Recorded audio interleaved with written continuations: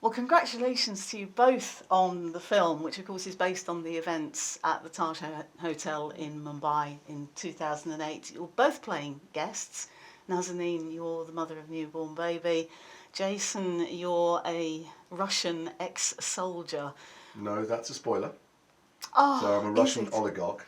A Russian Freda. oligarch. Okay, all right. Oligarch it is. What attracted you to the role then?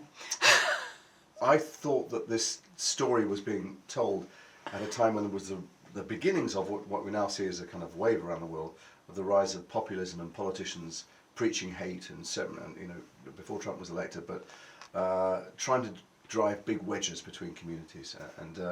This is a real life story, an incredibly dramatic real life story that showed that actually under pressure all those divisions evaporate, and that the divisions of race and money and religion suddenly were irrelevant, and these people banded together and saved each other. The poorest saved the richest, and I thought it was not only had enormous value as a kind of story, but had an important message to put in the world.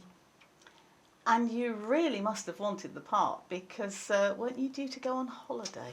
I was. I've been shooting for a long time. I've been away from my family a long time, and we'd planned a big family holiday to Peru to walk the Machu Picchu Trail.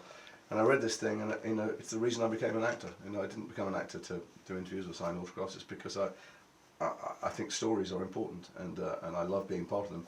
If I feel that they not only entertaining or grip you, but also make the world a better place and give you some hope, then you've got to run at those, because they come along very rarely. And so I'm afraid I abandoned the family. Yeah. Nazanin, what appealed to you about the role? I think just the sense that sometimes the worst in humanity can bring out the very best in us. And as Jason said, in a day and age where we're constantly being bombarded with this message by world leaders that, how different we are and how they're capitalizing on our differences, here's a real life story of how we set aside our differences in order to survive and help each other. And what a beautiful and timely and timeless message. And watching the film, it's quite obvious that there's this very strong bond between the guests and the staff in the hotel.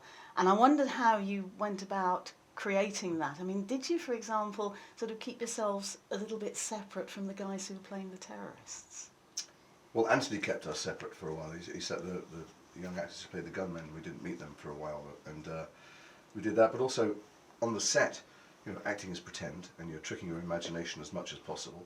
And so in order to keep ourselves in this bubble of fight or flight, there was none of the normal kind of chat or playing music or joking. We all kept ourselves in a state of high adrenaline, and he would play bomb noises, but there'd suddenly be sounds of bullets or screaming or something.